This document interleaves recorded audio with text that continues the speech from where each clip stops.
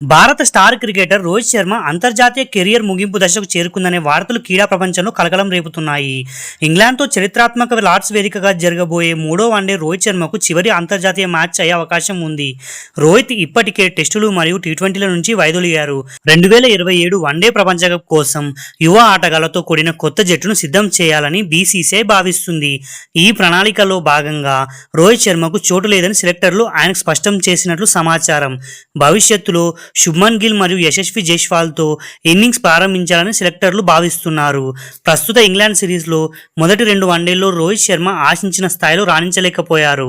Form లేమితో సతమతమవుతున్న ఆయనకు retirement ప్రకటించడానికి ఇదే సరైన సమయమని సెలెక్టర్లు సూచించినట్టు తెలుస్తుంది.